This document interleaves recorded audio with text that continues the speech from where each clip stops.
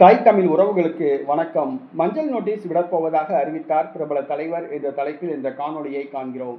நாம் தமிழர் கட்சி தலைமை ஒருங்கிணைப்பாளர் செந்தமிழன் சீமான் மஞ்சள் நோட்டீஸ் விடப்போவதாக அறிவித்தார். அதாவது, தான் தமிழகத்துக்கு முதலமைச்சர் ஆனால் தமிழ்நாட்டு மேல் உள்ள 11 லட்சம் ரூபாய் கடனை அடைக்க மாட்டேன், மஞ்சள் நோட்டீஸ் விட்டுவிடுவேன், பின்பு சீரான நிர்வாகத்தை தருவேன் என்று கூறியுள்ளார். தற்பொழுது தமிழ்நாட்டு அரசின் மீது 10.5 கோடி ரூபாய் கடன் சுமை உள்ளது. இதுவரை தமிழ்நாட்டை ஆண்ட இந்த திமுக, அதிமுகவை சார்ந்தவர்கள் பொறுப்பற்ற முறையில் தமிழ்நாட்டை ஆண்டுள்ளார்கள். இலவசம் என்ற பெயரில் கஜானாவை காலி பண்ணியுள்ளார்கள், கடன் சுமை ஏற்றியுள்ளார்கள்.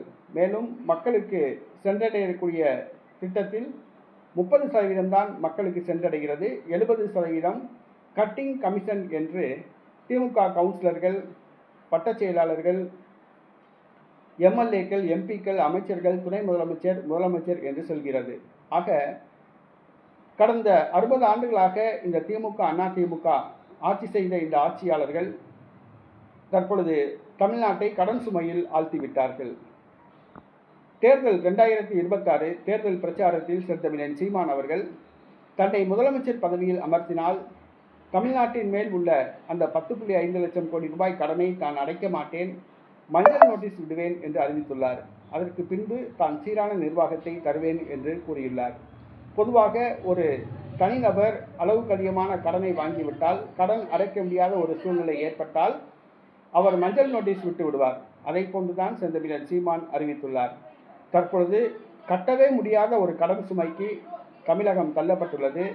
தமிழ்நாட்டின் மேல் கடன் வாங்கி தமிழ்நாட்டின் மேல் சுமத்தியுள்ளனர். தமிழகம் இந்த கடன் சுமையிலிருந்து எப்படி மீளப்போகிறது என்பது தெரியவில்லை. இலவசம் என்ற பெயரில் மேலும் மேலும் இலவசங்களை வழங்கி தமிழ்நாட்டை கடன் சுமைக்கு உள்ளாக்குகின்றனர் இந்த திமுக, அதிமுகவை சார்ந்தவர்கள்.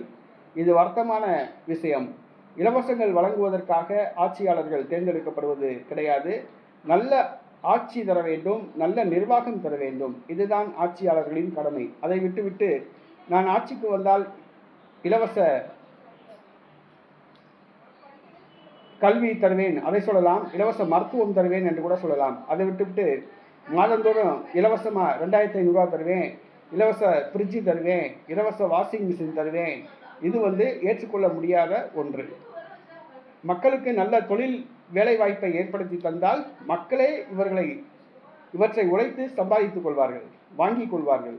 அதை விட்டுவிட்டு நான் ஆட்சிக்கு வந்தால் இலவச தையல் மிஷின் தருவேன், வாஷிங் மிஷின் தருவேன், ஃப்ரிட்ஜு தருவேன், கரண்ட் அடுப்பு தருவேன், இது தேவையில்லாத வேலை.